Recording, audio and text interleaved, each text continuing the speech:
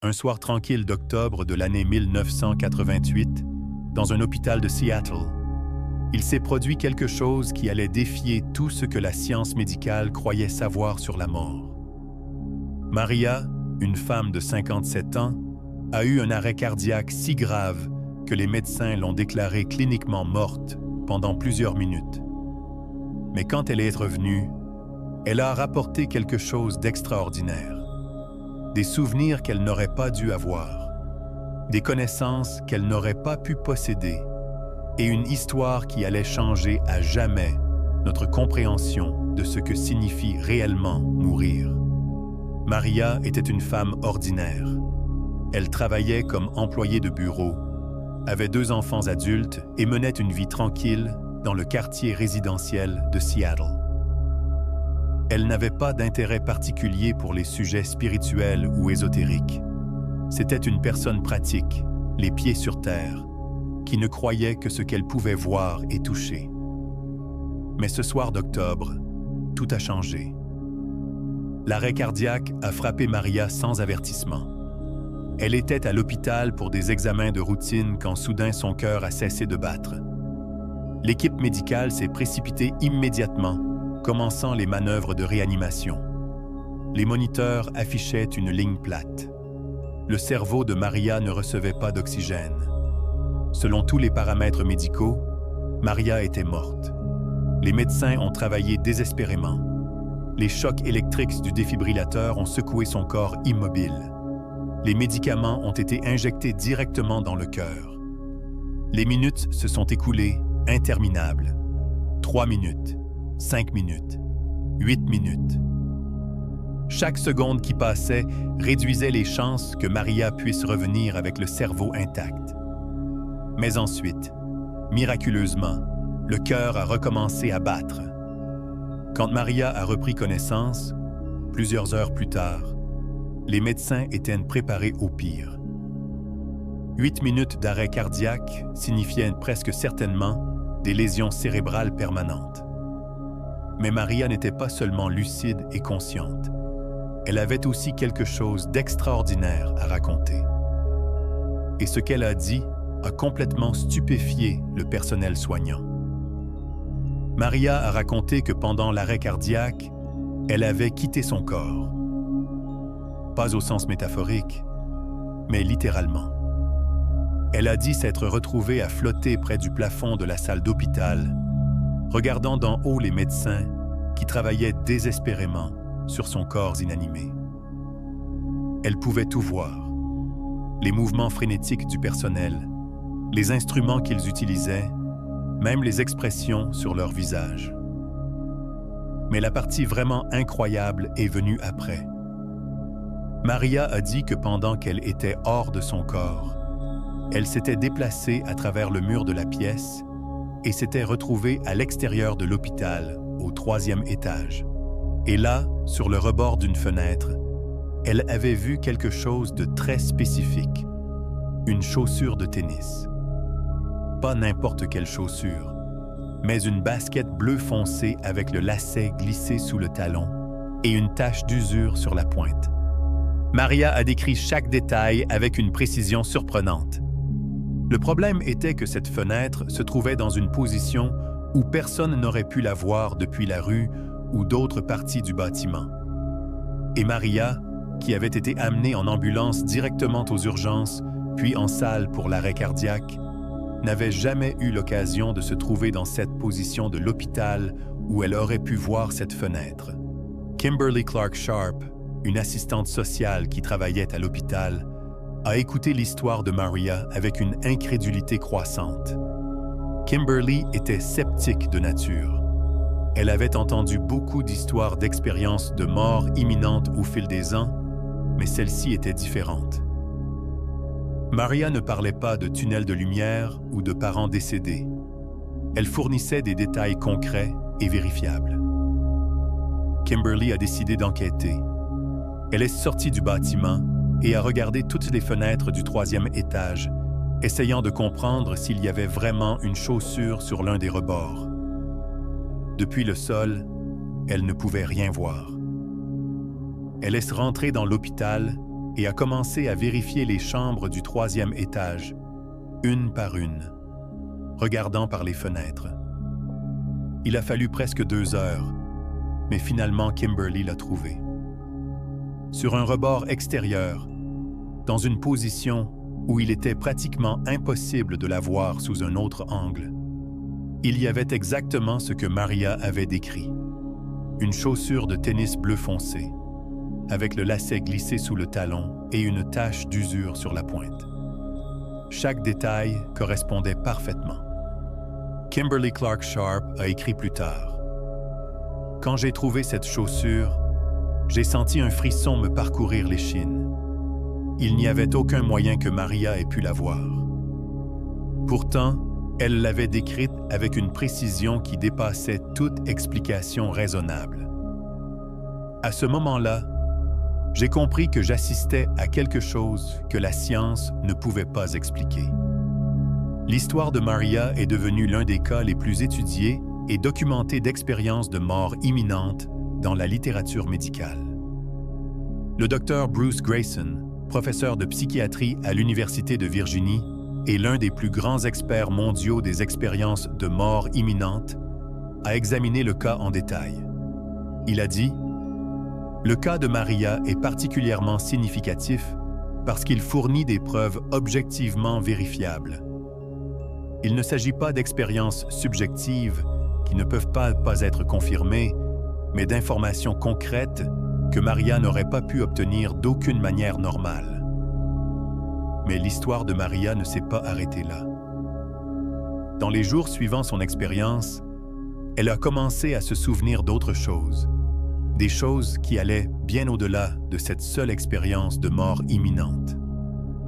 Elle a commencé à avoir des souvenirs vifs de lieux qu'elle n'avait jamais visités, de personnes qu'elle n'avait jamais rencontrées, d'événements qui s'étaient produits avant sa naissance. Maria a raconté qu'elle se souvenait d'une vie antérieure dans une petite ville de la France rurale au début du 20e siècle. Elle a dit se souvenir d'avoir été une jeune femme nommée Claudette, qui travaillait dans une boulangerie du village. Elle a décrit la boulangerie en détail: le grand four en pierre, l'odeur du pain fraîchement sorti du four, les gens qui venaient chaque matin pour acheter les baguettes encore chaudes. Ses souvenirs étaient si vifs et détaillés que Maria elle-même en fut bouleversée. Avant l'arrêt cardiaque, elle n'avait jamais eu de telles pensées. Mais maintenant, soudainement, elle avait des souvenirs entiers d'une vie qui n'était pas la sienne, ou du moins, pas la vie de Maria de Seattle. C'était la vie de Claudette de la France rurale. Maria a également décrit comment cette vie s'était terminée. Elle a dit se souvenir de la Première Guerre mondiale, quand les soldats allemands ont occupé le village. Elle se souvenait de la peur, de la faim, et puis d'une maladie qui s'est propagée dans le village. Claudette est tombée gravement malade et est morte à l'âge de 24 ans, entourée de sa famille dans la petite pièce au-dessus de la boulangerie. Si cette histoire vous a touché et que vous voulez découvrir ce qui s'est passé ensuite, abonnez-vous à la chaîne et activez la clochette pour ne pas manquer d'autres cas extraordinaires qui pourraient changer votre façon de voir la réalité. Le docteur Ian Stevenson, qui a consacré 50 ans de sa vie à étudier des cas de réincarnation, a pris connaissance du cas de Maria par l'intermédiaire de collègues à Seattle. Stevenson était extrêmement méticuleux dans son travail. Il n'acceptait pas de témoignages sans vérifications approfondies. Quand il a commencé à enquêter sur les souvenirs de Maria, il a appliqué les mêmes normes rigoureuses qu'il avait utilisées pour des milliers d'autres cas.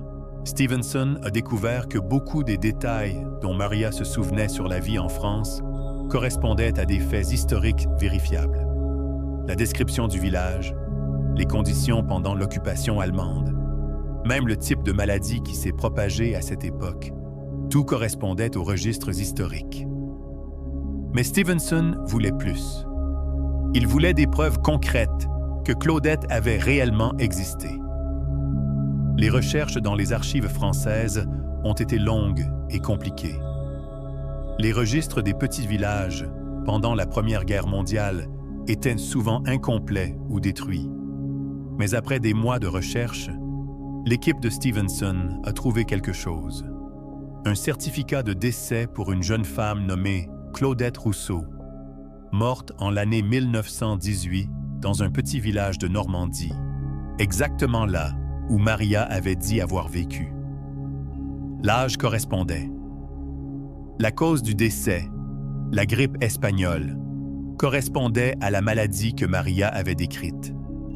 Mais il y avait un problème fondamental qui intriguait Stevenson. Comment les souvenirs d'une vie antérieure pouvaient-ils soudainement émerger chez une femme de 57 ans, qui n'avait jamais montré aucun signe de se souvenir de vie passée auparavant? Typiquement, dans les cas de réincarnation que Stevenson étudiait, les enfants commençaient à parler de vies antérieures vers l'âge de 2 ou 3 ans, et ces souvenirs s'estompaient graduellement en grandissant. Le cas de Maria était différent. Les souvenirs étaient apparus seulement après l'expérience de mort imminente. C'était comme si l'expérience de mort clinique avait en quelque sorte ouvert une porte dans sa conscience, permettant à des souvenirs profondément enfouis de remonter à la surface. Stevenson a trouvé cet aspect particulièrement fascinant et a commencé à se demander si les expériences de mort imminente et les souvenirs de réincarnation étaient en quelque sorte liés. Le docteur Sam Parnia, un médecin britannique qui a mené certaines des études les plus approfondies sur les expériences de mort imminente, a une théorie intéressante. Il dit « Pendant l'arrêt cardiaque, quand le cerveau cesse de fonctionner normalement, il est possible que les filtres normaux de la conscience se désactivent temporairement. Ces filtres nous empêchent normalement d'être submergés par trop d'informations. Mais quand ils se désactivent, la conscience pourrait avoir accès à des souvenirs qui sont normalement inaccessibles. » Maria a raconté que pendant son expérience de mort imminente, quand elle était hors de son corps et avait vu la chaussure, elle avait également vécu quelque chose d'autre. Elle a dit que pendant un bref moment, elle avait perçu toute son existence simultanément. Pas seulement sa vie présente en tant que Maria, mais aussi d'autres vies, d'autres existences. C'était comme si elle avait pu voir toute la trajectoire de son âme à travers le temps. Cette expérience de voir de multiples vies simultanément a été rapportée par d'autres personnes qui ont eu des expériences de mort imminente profonde. Le docteur Raymond Moody, qui a créé le terme « expérience de mort imminente » et a étudié des milliers de cas, a écrit « Certains survivants décrivent un moment pendant l'expérience où ils ont accès à une compréhension beaucoup plus large de leur existence. C'est comme s'ils voyaient non seulement leur vie actuelle, mais aussi comment cette vie s'insère dans un contexte beaucoup plus large. » Maria a dit qu'après son retour, elle a passé des semaines à essayer de donner un sens à tout ce qu'elle avait vécu. Les souvenirs de Claudette sont devenus de plus en plus clairs. Elle pouvait se souvenir des noms de personnes dans le village, de conversations spécifiques, d'événements quotidiens. Mais plus extraordinaire encore, elle a commencé à se souvenir de moments entre les vies, des périodes que sa conscience avait passées dans un état non physique, entre la mort de Claudette et la naissance de Maria. Ces souvenirs entre les vies sont particulièrement intéressants pour les chercheurs sur la réincarnation. Le docteur Michael Newton, un hypnothérapeute qui a travaillé avec des milliers de patients explorant leurs expériences entre les vies, a documenté que beaucoup de personnes sous hypnose régressive décrivent des périodes d'encre prolongées dans un état spirituel entre les incarnations physiques. Maria a décrit cette période intermédiaire comme un lieu de paix profonde et de compréhension. Elle a dit se souvenir d'avoir été dans ce qu'elle ne pouvait décrire que comme un espace de lumière, où elle avait rencontré d'autres âmes et où elle avait réfléchi sur la vie de Claudette, ce qu'elle avait appris, où elle avait échoué, ce qu'elle devait encore comprendre. Et dans cet espace, elle avait décidé de se réincarner pour continuer son parcours d'apprentissage et de croissance. La docteure Ellen Wambach, qui a mené l'une des plus grandes études sur les expériences de réincarnation jamais réalisées, en interrogeant plus de 1000 sujets sous hypnose, a trouvé que beaucoup décrivaient des expériences similaires. Wambach a dit « Ce qui est ressorti de mes études, c'est que la mort n'est pas une fin, mais une transition. La conscience continue sous une forme différente, et après une période de réflexion et de récupération, beaucoup d'âmes choisissent de se réincarner pour continuer leur évolution. Mais pour revenir à Maria, il y avait une autre dimension de son cas qui rendait l'histoire encore plus extraordinaire. Maria ne se souvenait pas seulement d'une vie antérieure. Dans les mois suivant l'arrêt cardiaque, elle a commencé à avoir des flashs d'autres vies encore. Une vie en tant qu'homme dans le Japon médiéval, une autre en tant que femme en Afrique. Des fragments et des images qui apparaissaient dans son esprit, surtout pendant la méditation ou dans des états de profonde relaxation. Ce phénomène de se souvenir de multiples vies antérieures est moins courant dans les cas étudiés par les chercheurs, mais pas inconnu. Le docteur Jim Tucker, qui a continué le travail de Stevenson à l'Université de Virginie, a documenté quelques cas où les enfants se souvenaient de plus d'une vie antérieure. Tucker dit « Il semble que pour certaines personnes, la porte aux souvenirs de vie passée, une fois ouverte, peut donner accès à plus d'une seule vie antérieure. » Maria a décrit comment ces souvenirs multiples l'aidaient à se comprendre elle-même de manière plus profonde.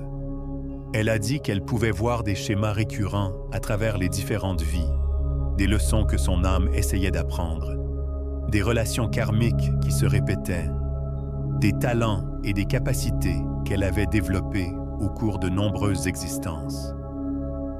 Par exemple, Maria avait toujours eu une peur irrationnelle du feu. Même un petit feu de camp la mettait mal à l'aise. Après avoir retrouvé les souvenirs de la vie au Japon, elle s'est souvenue d'être morte dans un incendie dans cette vie. Soudain, sa phobie avait un sens. Ce n'était pas juste une peur aléatoire, mais un souvenir traumatique profondément enraciné qui avait été porté d'une vie à l'autre. Le docteur Brian Weiss, psychiatre qui a beaucoup écrit sur la thérapie de régression dans les vies antérieures, a constaté que beaucoup de ses patients ont découvert que leur phobie, leur anxiété et leurs problèmes relationnels pouvaient être retracés à des traumatismes de vies antérieures. Weiss a écrit « Quand les patients reconnaissent l'origine de leurs problèmes dans une vie passée, il y a souvent une résolution immédiate. C'est comme si l'esprit disait « Ah, voilà d'où cela vient. Maintenant, je peux laisser aller. » Maria a dit que l'expérience de se souvenir de ses vies antérieures l'avait complètement transformée en tant que personne. Avant l'arrêt cardiaque, elle avait été une femme anxieuse, constamment préoccupée par l'avenir, effrayée par la mort. Mais après avoir vu que la conscience continue, que la mort n'est qu'une transition, toute sa peur a disparu. « La mort ne me fait plus peur », a dit Maria dans une interview plusieurs années après l'événement. « Je sais que quand ce corps mourra, je continuerai. Et cela change tout. Cela change la façon dont vous vivez, vos priorités, ce que vous considérez important.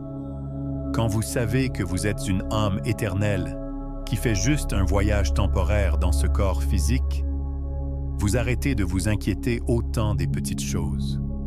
Cette transformation de la personnalité et des valeurs est extrêmement courante parmi ceux qui ont eu des expériences de mort imminente. Le docteur Kenneth Ring, professeur émérite de psychologie à l'Université du Connecticut, a mené des études approfondies sur ce phénomène. Il a constaté qu'après une expérience de mort imminente, les gens deviennent typiquement moins matérialistes, plus compatissants, moins craintifs de la mort et plus intéressés par les questions spirituelles. Ring a également remarqué quelque chose de particulier. Beaucoup de personnes qui ont eu des expériences de mort imminente rapportent une augmentation des capacités psychiques ou intuitives après l'événement. Maria ne fut pas une exception. Elle a dit qu'après son expérience, elle semblait savoir des choses sur d'autres personnes qu'elle n'aurait pas dû savoir. Elle pouvait sentir quand quelqu'un souffrait émotionnellement, même si cette personne essayait de le cacher. Elle avait des rêves prémonitoires qui se réalisaient. Ces phénomènes paranormaux associés aux expériences de mort imminente sont difficiles à étudier scientifiquement, mais sont rapportés assez fréquemment pour ne pas pouvoir être ignorés. Le docteur Pim van Lommel, cardiologue néerlandais, qui a publié une étude importante sur les expériences de mort imminente dans la revue médicale Lancet, a écrit « Nous devons être ouverts à la possibilité que la conscience soit plus que ce que nous comprenons actuellement. Les expériences de mort imminente nous défient d'élargir nos théories sur la nature de la conscience et sa relation avec le cerveau. » Maria a passé les années suivantes à partager son histoire avec quiconque voulait l'écouter. Elle a parlé lors de conférences, participé à des études de recherche et écrit un livre sur son expérience. Mais elle ne l'a pas fait pour la gloire ou l'argent. Elle l'a fait parce qu'elle sentait qu'elle avait un message important à partager avec le monde. La mort n'est pas la fin, la conscience continue, et nous sommes beaucoup plus que ces corps physiques temporaires. L'un des aspects les plus touchants de l'histoire de Maria fut l'impact qu'elle a eu sur sa famille. Son mari David, qui avait toujours été un matérialiste convaincu, a dit qu'il était initialement extrêmement sceptique des récits de sa femme. Mais quand il a vu les changements en elle, la paix, l'absence de peur, la sagesse qu'elle semblait avoir acquise, il a commencé à se demander s'il n'y avait pas peut-être quelque chose de vrai dans tout cela. « Ma femme est revenue différente », a dit David. « C'est toujours Maria, mais c'est comme si elle était aussi quelque chose de plus, comme si elle avait rapporté une sagesse d'un endroit que je ne peux pas voir.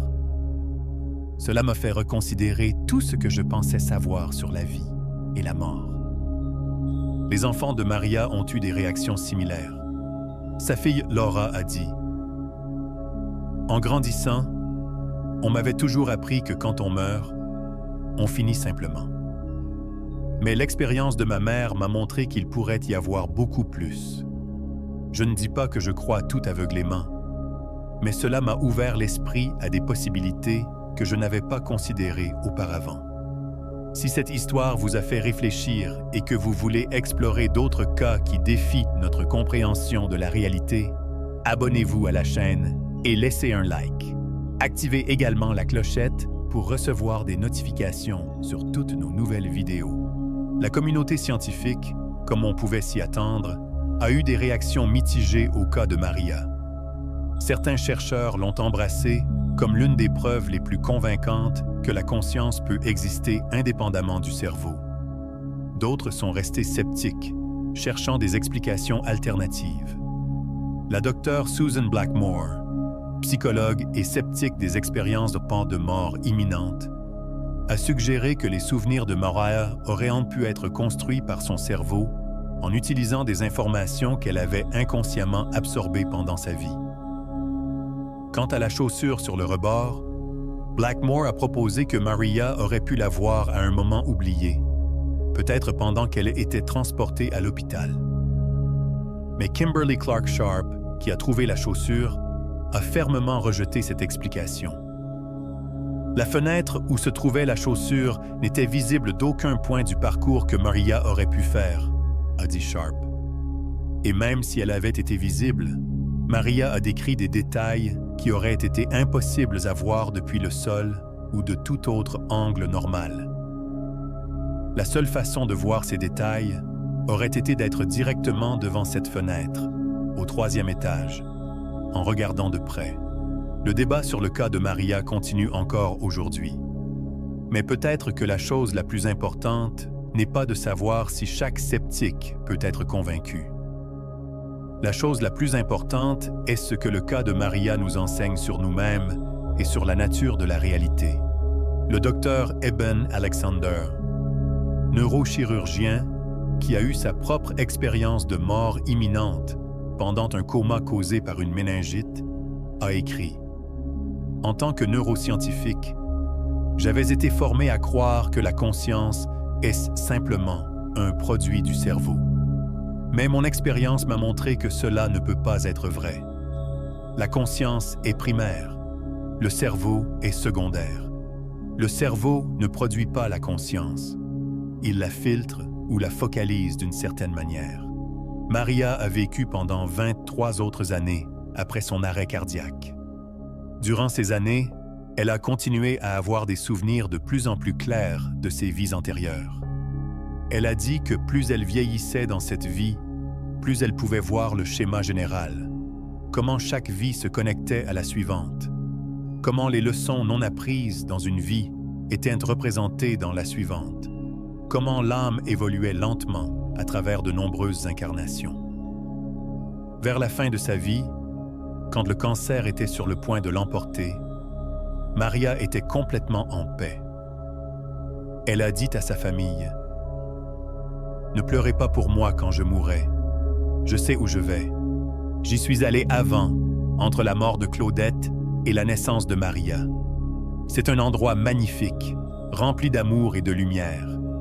Et après un moment, je choisirai de revenir à nouveau, dans un nouveau corps, pour continuer mon voyage. » Quand Maria est morte, à l'âge de 80 ans, sa fille Laura a prononcé un discours aux funérailles qui a ému tous les présents. Elle a dit « Ma mère m'a appris que la mort est seulement un passage, pas une fin. Elle m'a appris que nous sommes des âmes éternelles qui font un voyage temporaire dans ces corps. Et même si elle va terriblement me manquer sous cette forme physique, je sais qu'un jour je la reverrai. Peut-être dans la prochaine vie, peut-être dans celle d'après. Mais je sais que nous n'avons pas perdu ma mère. Elle est juste allée de l'avant, temporairement, vers la prochaine phase de son voyage éternel. » L'histoire de Maria nous laisse avec des questions profondes. Si la réincarnation est réelle, qu'est-ce que cela signifie pour la façon dont nous vivons nos vies? Comment cela change-t-il nos priorités de savoir que ce n'est pas notre seule chance, mais une partie d'un voyage beaucoup plus long? Et comment cela change-t-il la façon dont nous affrontons la mort, tant la nôtre que celle des gens que nous aimons? Le docteur Ian Stevenson, réfléchissant sur des décennies de recherches sur la réincarnation, a écrit « Si la réincarnation est réelle, alors la vie acquiert un sens très différent. Nous ne sommes pas des créatures accidentelles qui vivent brièvement et cessent ensuite d'exister. Nous sommes des êtres éternels, engagés dans un long processus d'apprentissage et de croissance. Chaque vie est une leçon, chaque expérience est une opportunité d'évoluer. Maria elle-même l'a exprimé de manière plus simple. Dans l'une de ses dernières interviews, elle a dit « La chose la plus importante que j'ai apprise de mon expérience est celle-ci. L'amour est la seule chose qui compte vraiment, et la seule chose que nous emportons avec nous d'une vie à l'autre. Tout le reste, l'argent, le succès, les choses matérielles, restent derrière quand nous mourrons. Mais l'amour que nous avons donné et reçu, celui-là reste avec nous pour toujours. » Le cas de Maria nous rappelle qu'il y a encore des mystères dans l'univers que la science n'a pas complètement expliqués. La conscience reste l'une des plus grandes énigmes de l'existence humaine. Comment émerge-t-elle? Où réside-t-elle? Peut-elle exister indépendamment du cerveau? Et si oui, qu'est-ce que cela signifie pour notre compréhension de la mort? Ce sont des questions que l'humanité se pose depuis des millénaires. Chaque culture, à chaque époque, a essayé de comprendre ce qui se passe quand nous mourons. Les anciennes traditions spirituelles ont toujours enseigné que la mort n'est pas la fin. Maintenant, avec des cas comme celui de Maria, nous avons des preuves empiriques qui pourraient soutenir ces anciennes sagesses. Le docteur Larry Dossey, médecin qui a beaucoup écrit sur le pouvoir de la conscience, dit « Nous vivons un moment extraordinaire dans l'histoire humaine, où la science et la spiritualité commencent à converger. Des cas comme celui de Maria ne sont plus considérés uniquement comme des curiosités ou des anomalies, mais sont vus comme des données importantes qui doivent être prises au sérieux et intégrées dans notre compréhension de la réalité. L'histoire de Maria est plus qu'un simple récit fascinant. C'est une invitation à reconsidérer nos hypothèses fondamentales sur la nature de la réalité. Elle nous défie de considérer la possibilité que nous sommes beaucoup plus que ces corps temporaires, que la mort n'est pas la fin, mais une transition, et que la conscience est quelque chose de beaucoup plus mystérieux et merveilleux que ce que la science mainstream reconnaît actuellement. À la fin, chacun de nous doit décider quoi croire. Mais des histoires croissantes comme celle de Maria nous offrent un regard intrigant sur des possibilités qui vont bien au-delà du matérialisme conventionnel. Elle nous rappelle que l'univers est plein de merveilles et de mystères, et que peut-être, juste peut-être, la mort n'est pas la fin que nous craignons, mais simplement le passage au prochain chapitre d'une aventure éternelle. Et ainsi, alors que nous fermons ce récit extraordinaire, il nous reste une question. Quand viendra notre moment de franchir ce seuil? Que trouverons-nous de l'autre côté? Maria croyait le savoir, et sa certitude, sa paix face à la mort, pourrait être la leçon la plus précieuse que son histoire ait à offrir. Parce qu'à la fin, comme Maria l'a dit, nous ne craignons pas ce que nous comprenons. Et j'ai vu ce qu'il y a de l'autre côté. C'est magnifique.